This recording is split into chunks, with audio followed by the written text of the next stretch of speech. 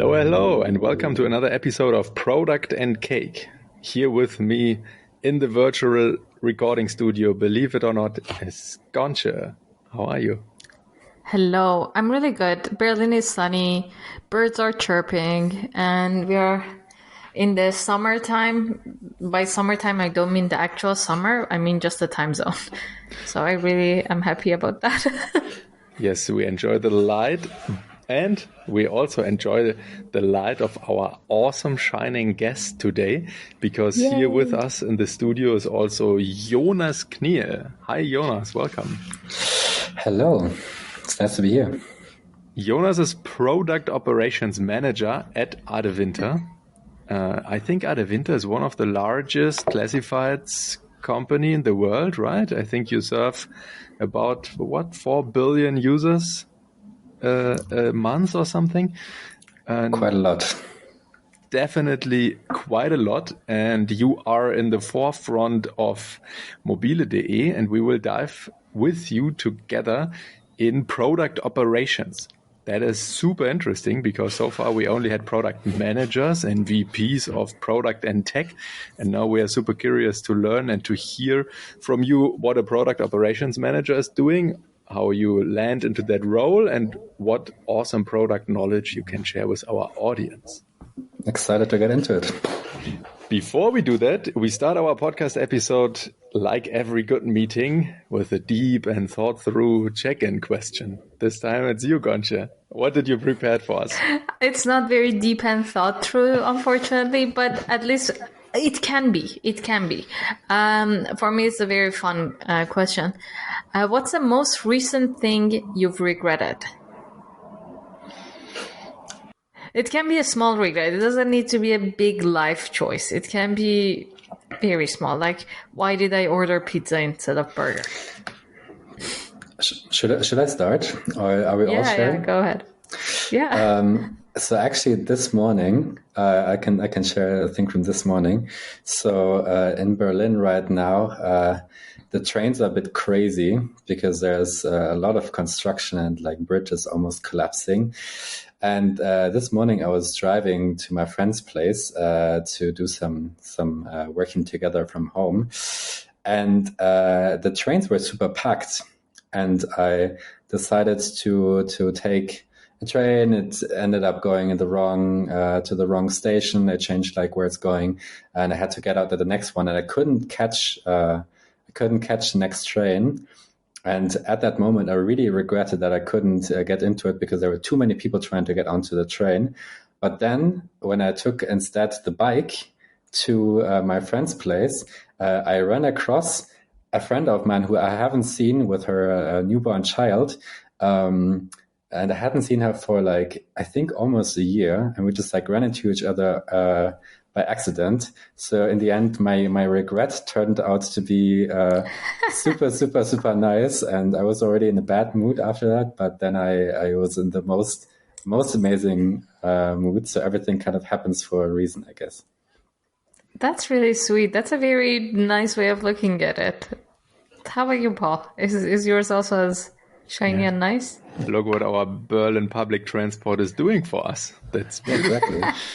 I have also a regret from the last days, basically from yesterday, because OpenAI was publishing their new image generation 4.0, and I had a day of answering every message I am receiving with a very well-fitting picture of mine doing something. And it was a great fun. And it was, but in the end, I spent so much time waiting for this thing to generate images for me. That was, in the end, I regretted it. I thought I need to check the future, but in the end, I spent so much time waiting, and I have a lot of funny pictures now, but it does not bring me forward. What about you, Gonche? My regret happened very recently. I'm trying to paint a wall in the living room. We bought a couple of white couches, and against the white wall, it's just like, it's really, it's like not visible. I wasn't a big fan. So I thought, okay, we need to paint the wall so the couches pop. and I tried to do a lime wash, and it's not going very well. It looks really bad so far. And I don't know if it's because of I think the color is too dark for the lime wash that I wanted to do. So let's see how it ends. So far, it's not going great. A nice check-in question.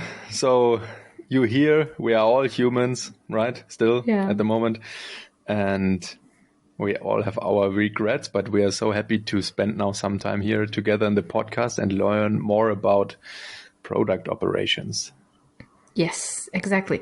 And Jonas, I want to start with a very simple question. And for those who don't know you, how would you explain your job in a very short sentence? Ooh, short sentence. Maybe I can actually steal something. Oh, Concha disappeared. But yeah, I'm sure she will join us in a second again. Right. So short. I can give a short explanation of the topic. I'm actually going to steal it because I was talking to a product operations person from Kleinanzeigen, I think last week, and he had such a great explanation that I think I need to steal it. So if you think of the James Bond franchise, and you think of the whole organization around James Bond, there's of course the 007 James Bond out there, which in our case are kind of the product managers. But then behind them, and they're really monumental to his success, is the technical organization Q, which supports with tools and in later stages also data and other things. And I think that's very similar to how I see product management and product operations, with product management being the agents in the front, and then product operations being Q in the back. And thanks Moritz for giving me this, I think, very accurate description. So that means you show up with the product managers and saying, hey, look at all my awesome AI tools I have, but don't press this button. And the product managers come and always press the button.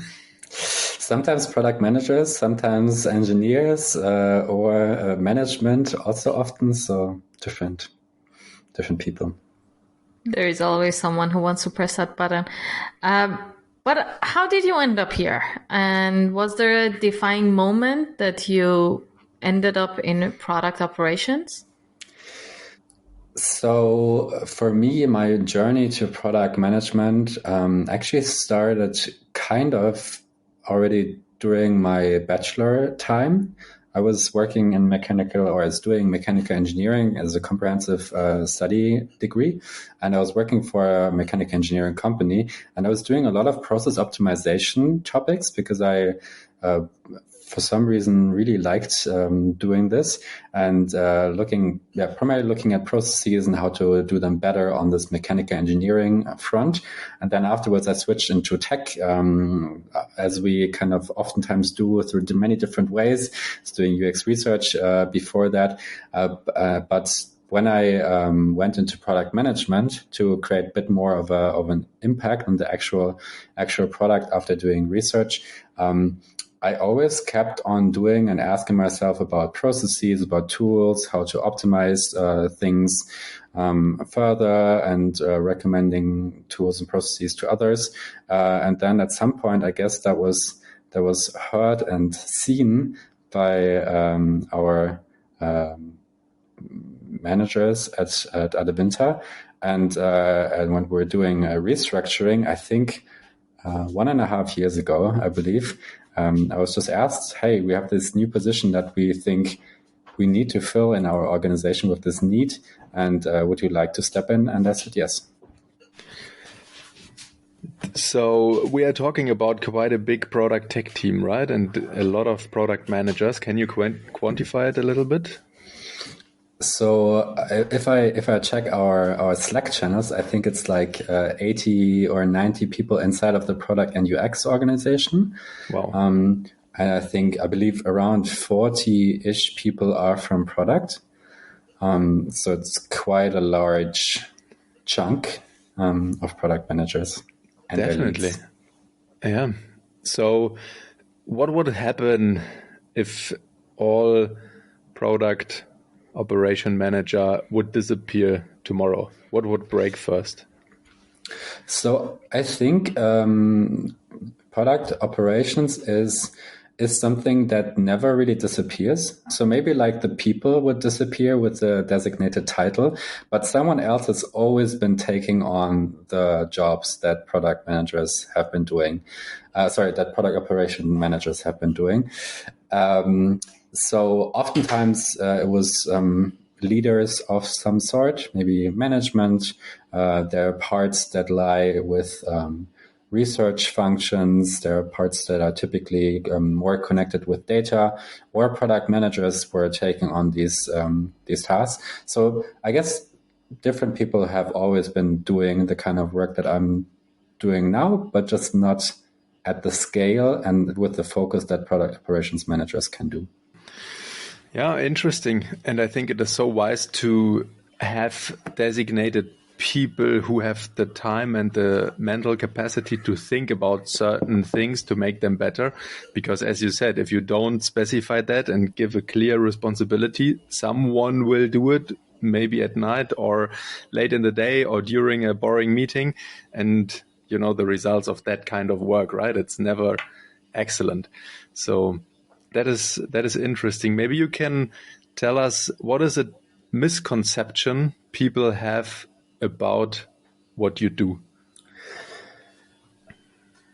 I think oftentimes it is really associated with creating strict processes that people have to follow. Now there's this role, and now we're going to have like a million processes that are going to get introduced, and people have to follow these 7 steps, and I'm going to annoy them when they don't follow them, which I think is sometimes true.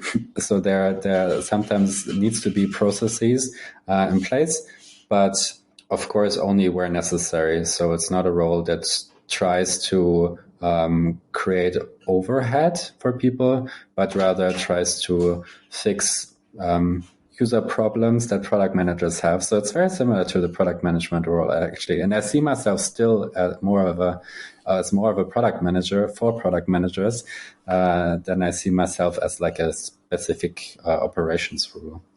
That's very interesting the way you put it, that you're a product manager and your users are basically product managers. And I want to understand, what is the biggest challenge you're facing right now in your current role? I think a challenge that typically people are like, at least what I've been talking to other product operations people that are also having the same challenge is when you're starting out with product operations, you're kind of like a lone wolf rule. You're one person, you're part of a greater organization, and operations is kind of still quite new and undefined. So it's not really clear where your boundaries start, where things end. So all of this needs to be figured out and settled. So I guess the biggest challenge right now is still that starting out with product operations, there's typically just one person and a bit more of a lone wolf trying to work into a certain direction and having to explain a lot of people why they are there and what they're trying to do and how they're trying to help.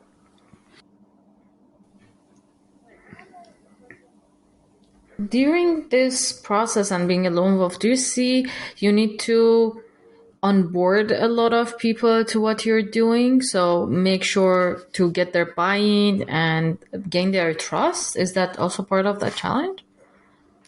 Yes, for sure. I remember, so I think I spent the first maybe 3 to 4 months with a big focus on explaining what my role is, how I'm here to support. Also spending a lot of time just listening to people, obviously, trying to understand like what are the challenges that people have. And I remember after this time, I think after like maybe 5 or 6 months, one a tech tech lead reaching out to me and saying, hey, I was really skeptical of you and your role when you were starting out, and why you're in this position. But now that you've done some of the work and you've explained why you're doing, why you're here and what you are trying to do, and I see some of your work, I'm on board that this is the right thing. So that was a small success moment. Yeah, very great success. Maybe you can elaborate a little bit more about your strategies to explain your role, because I think in such a big organization, it's also somehow complicated to get attention. Everyone is already overworked. Everyone is confronted with a lot of new roles and changes all the time.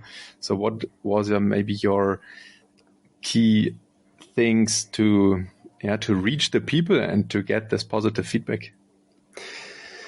So I think I was in a very privileged situation, because at least from product, everyone was really looking forward to the introduction of my role. So if we're talking, if we're looking at the whole organization, leadership had a big buy-in that this is the right thing to do. And I think a lot of people at that time were like reading books from Marty Cagan, and that included product operations. So everyone was getting fired up that this is the next new thing, that we need to introduce it. So I think leadership generally had already a buy-in that this is the right thing to do, which is, of course, very beneficial. I didn't really need to convince others why I should focus on the topics and why I should have the time to focus on these topics.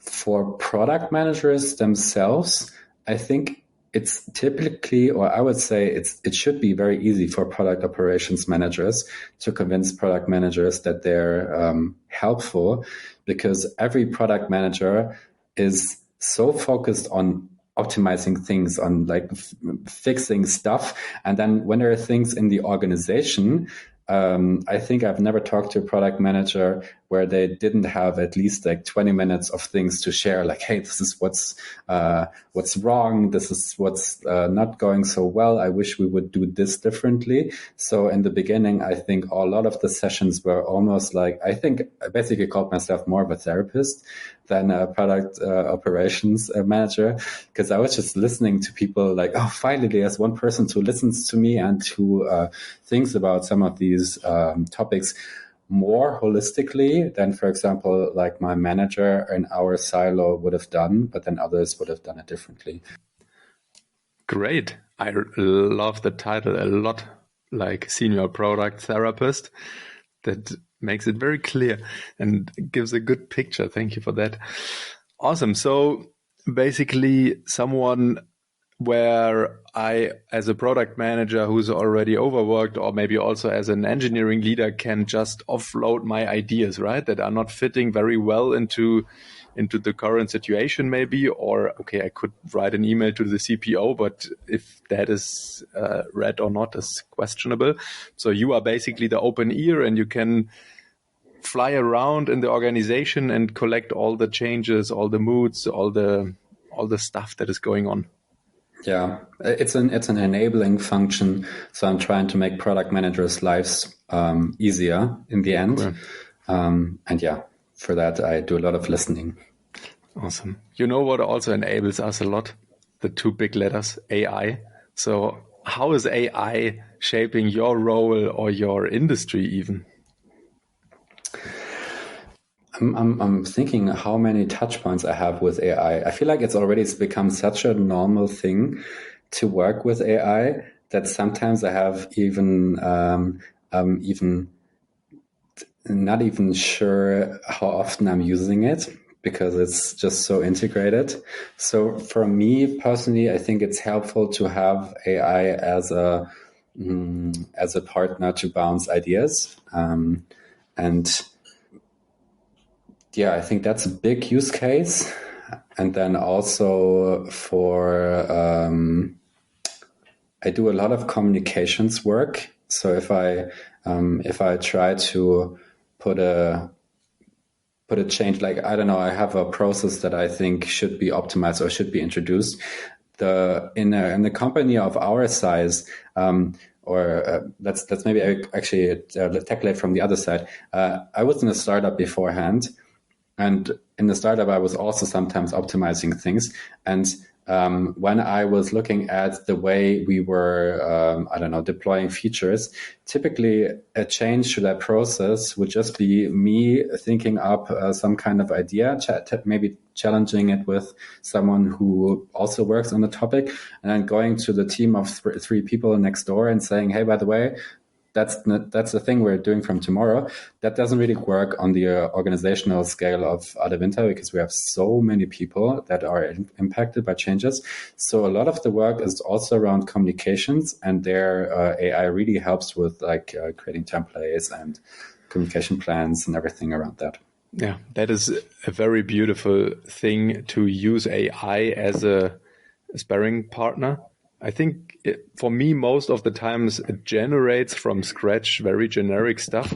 But when I write something or do a presentation, whatever, and then throw it in and I say, okay, you are a super critical product manager who don't want to have anything changed at all. Give me your toughest 3 questions. Then you get really valuable insights that is maybe something you were not expecting in the beginning. I should copy that. That's I'm gonna take that super critical product manager. Yeah. I have one quick follow-up question. Do you think it would be possible to have one product operations manager and replace all the product managers with AI agents?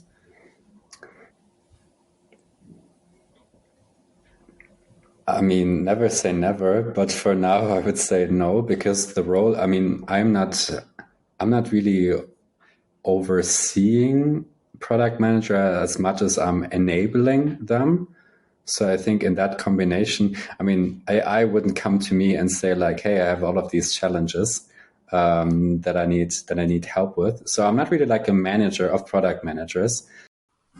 Maybe that would be an easier life also when AI agents are the product managers. There is no need also for a product operations role, because there is no one complaining. AI would probably solve their challenges themselves. Yeah, talks to itself. Like, well, how can we solve this? I want to go look a little bit back and ask you, what's one thing you wish you've learned earlier in your career? So also outside of product management, or within product management? As you wish. You can specify it to product operations, in general, to your career. What's one thing you want to go back in time and tell your younger self?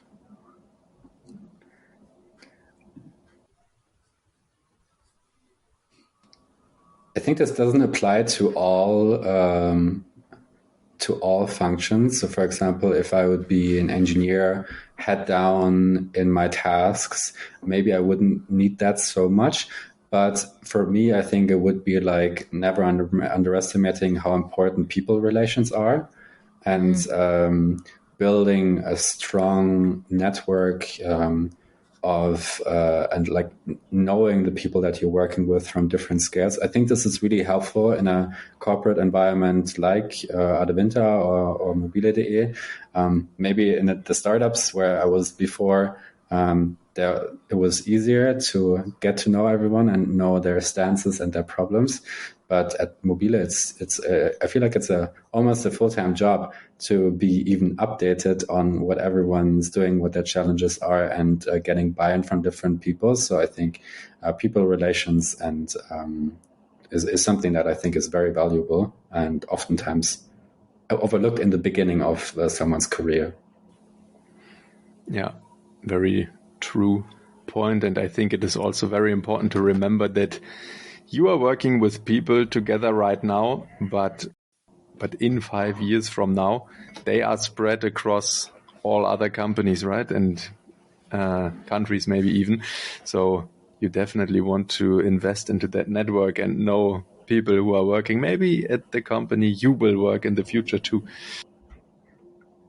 Oh, actually, I have another thought to this, and it's actually a learning from you, Paul, that that I still remember and that I'm trying to apply all the time, which is I like how you oftentimes say, okay, I want to do more stuff that I really enjoy doing. I believe we oftentimes talked about prioritization and how to prioritize things after, like, and I was talking about like ICE and RICE frameworks and how to do this and like different kind of mapping with stakeholders. And you were kind of talking about like, hey, I think I just prioritize by what I also want to do and what I'm excited about. And I think that's something there's something really, really cool about that.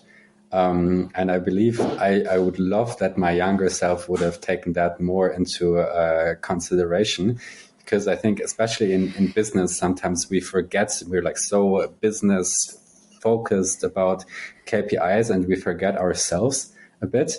And I think that's awesome to have that as a component in it as well, to go by, okay, that's a super awesome topic and I'm burning for it, so I should go further into it. And I think that's nice. Yeah, thank you for remembering myself also on that. And yeah, it is very true. Doing things you enjoy doing can give you a lot of energy, and you can invest that energy again into the things that must happen.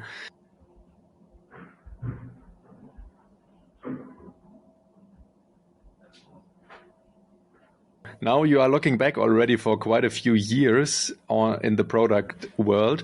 What's a strong product opinion you have that not everyone agrees with? There are too many analysts. I think that's the one thing. I mean, I think That's so funny. Yeah. Please elaborate. I think I'm gonna, like, a lot of people are gonna hate me for this, but I think and I think oftentimes it's not the analyst's fault, but if I look at some of the organizations that I've worked in the past, a lot of, like, when I was actually trying to get an analyst to help me with a topic, oftentimes the backlog was so long before they could actually help me with analysis, because they were like trying to oversee some kind of systems and like figure out things in Google Analytics. So actually maybe it's not so much about the analysts, but the systems behind it. But I feel like it's just way too complex. The whole systems around that analysts have to work with, there's just too much complex work that needs to get done in systems before people can actually do the analysis. I remember like wanting to have an analysis and then analysts telling me, okay, I can do that in 3 months. And I was like, but I need the analysis now. And I know that I myself could do it, not super well, but maybe within half a day. So I was always like, why does it take so long? But yeah, I guess sometimes to get it right, you have to take longer periods of time. Yeah, fair point. I think how I would rephrase that is the aim for quality over pragmatism in the data analytics world is too high for the liking of product managers. Yes. I think as product managers, we are really boom, boom, boom, let's get things done, let's go and like break things and like very... I had the same coming from UX research, actually. In UX research, I was always like, I went from UX research into product management because I was like, hey, as UX researcher, I'm doing all of these like research and I'm finding all of these amazing findings. And then the product managers never do the things that I'm telling them that the users require. At least that's how it felt to me. So I was like, okay, I'm going to get into product management. And it's going to be different because then I can create the impact and I can do the research. And then going into product management, I realized myself being like, okay, yeah, that's. I mean, it's important what you're saying, but there's a lot of other components that I also need to consider. So I'm pretty sure that now UX researchers are looking at me the same way that I was looking at product managers beforehand. Very likely. But similar to this, we play a game. It's called Yay or Nay. and we go through a couple of scenarios, and you just need to say if you agree with that statement or not. You can add your reasoning, and then we can see a very short reasoning. Then we can see if you're aligned or not. So the first one is a PM should always take the side of the users, even if it goes against business goals. Oh, I would say nay. I think generally I would love PMs to take a user's side, but sometimes there is a strategic topic from that the company needs to go into, and then it's important that product managers take that into consideration as well. And in the end, also like we need to create value for the user, but it also needs to work for the business. So, yeah. I agree 100% with your opinion. A big important part of the product role is to understand business needs. And we can always counter with this famous sentence from Henry Ford. If I would have asked the people what they want, they would say faster horses. So users are also not always right. Or maybe like the UX analyst you mentioned, they don't see the big picture, right? And you are in a special position, being able to talk to everybody and then condense it to build your decision. Yeah, I fully agree. So the second statement. Every new feature should require detailed business case before development starts. By feature here, I mean bigger features, not changing the color of a button, but every big new feature should require a detailed business case before development starts. I would say, it's also tough. You really have super tough questions. So I feel like I could argue in both directions. So I would say nay on this one, actually. I think sometimes you build a feature and it develops from there, and then you start suddenly like define or find a bigger business value behind it. And also, it's a product manager's job to sometimes like measure something through A/B testing, which can then quantify some of the business case logic that was done before. And so I think if you do like super fast prototyping to validate things, that could be an alternative to business cases or in addition to business cases. So they don't always need to be in place. All right. My answer to that is a yay. I think for even, I wanted to say even for a change of a color of button, you need a business case. The business case doesn't need to be necessarily that, oh, we believe this brings this much revenue, but you need a why behind every single thing.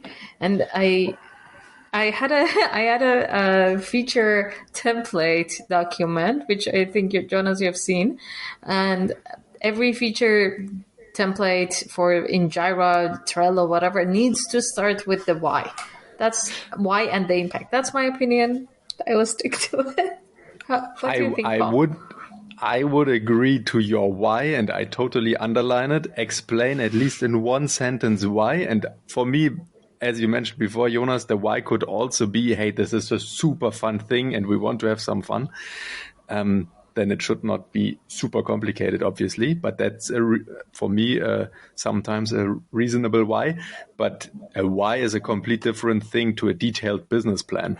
Yes. Or a business case, right? Okay. If I would write 2 or 3 pages and explain and forecast all kind of numbers and business case evaluation stuff up front, then you spend maybe the time with Excel instead of prototyping your feature. Yeah, I still think you need a business case for the big features. And even we are building something for fun. Fun is a business case, in my perspective. I think the issue here is with the detailed business case, maybe in the wording. Yeah. Yes, we can. for sure. Detailed means a lot of different things, but I love the why for sure. I would, if I can add to it, I would love if the business case behind it and the why is based in user needs. So there's like a business benefit, but based on user user problems, user needs. Exactly. Nice. And thank you thank you for bringing us all together. No, I wanted to say thank you for operationalization. I can't say the word. Operate that for us. Yeah. And I don't think business case means a case for the monetary value, and just for the business case can be needs to take into user as well. Last statement. Let's see if we agree or disagree here. A/B test can be skipped because of the team is confident in their instinct. So I actually I spent a lot of time working on discovery practice at Mobile.de. Not gonna go too big into the topic, but I love the idea that I think Itamar Gitland, I probably butchered his name, brings up, where he says, okay, there, for every investment in development time that we do, we should have a certain amount of confidence that this is the right thing to do. If we spend a year on a topic and the team thinks this is a really good idea, but they have no confidence for it, probably not a good investment. So I think if this is something that's like super small, like change of a button or like a color of a button or something like that, you can skip sometimes A/B testing. But I think if there is a certain amount of investment that we need to make, I don't know, a month or more, we need to do a certain amount of we need to have a certain amount of confidence, and that could come from A/B testing or something else. But just gut feeling basically gives no confidence at all. Yeah, but I also want to bring in the context, because you live in a very comfortable life with a high traffic website, and you do an A/B test and you get significant results within days or hours even. If you are living the startup world, or maybe the product life of a product that has not so much traffic, then trusting your instincts is valid from my side. And also I would always ask if your need for A/B tests is coming from shying away from taking the decision, right? Because it is so easy to say, I don't know which color is better. I don't want to think about it. Let's do an A/B test and let the user figure it out. I think you should start always with a good assumption. What is the winning variant in this test? Can I comment on it? Yeah, of course, please. I hope so. I agree sometimes, but I think I want to take it a bit bigger than just A/B testing and just saying like some kind of evidence for it. For me, that doesn't need to be A/B testing. Even in a startup, I mean, again, talking about how much time we have to invest into a topic. If you would tell me, hey, Jonas, your team needs to work 3 months on designing feature Y. I mean, maybe I can't do an A/B test, but maybe I can look at competition and see, okay, do they have it? Maybe I can interview some users, can do some rapid user testing. I can talk to internal people and just like do some quick prototyping, some other type of discovery. And I think if we include that into there, I think I would always love to have some kind of evidence if it's warranted for the amount of time that we have to spend into it. Yeah, very, very good addition. Evidence and also early proof points, right? If you have a feature for 3 months, what could you do in 1 week and get early signs that this is the right direction? This is a very important thinking practice for product managers or product people in general. Yeah, I fully agree. And I will not open the conversation about where does the gut feeling come from. But that's a conversation for another time. But gut feeling in general comes from experience. So I also value that, even though it might not be necessarily very obvious evidence, but we all have some gut feelings that proves to be true due to our experience. And especially with a technical background, you tend to not trust your gut feeling enough. And there are studies showing that our gut feeling is actually pretty good and pretty advanced after a while of experience. Definitely. Exactly. So many follow-up topics. I love the discussion. Fantastic. But let me ask something different. Jonas, what are you learning right now? Is it, be it work or life related? So life related, I'm starting to surf, or I started to surf in the past 8 months, and I have become absolutely obsessed with it. It's very nice, but it's also kind of scary. But it's a cool new hobby to have. Work related, I'm still I've been working a lot on my change management praxis, or like helping with change management, and it's a topic that I'll probably be continuing working on within the next years as well. So I'm right now focusing again on the topic and diving deeper into it, and understanding how I could support that even better. So that's something I'm learning on the work side. Nice. Amazing. Thank you for sharing this with us, and thank you for joining us on the podcast. Where can people find you? On LinkedIn, just with my name, Jonas Kniel. You can find me there. Fantastic. And then we will follow your social media career on LinkedIn from now on. I'm ready to be a product operations manager, influencer. Nice. Nice. Thank you so much for joining us on this chat, Jonas. Yeah, thanks a lot. It was really fantastic talking to you. A lot of inspirational thoughts and a very interesting role. I'm looking forward to learn more from you in the future. Thanks for having me. It was really fun. And yeah. See you next time. Bye. Please don't forget to subscribe and like and recommend and do all the nice things that you do to the podcast you love. Bye.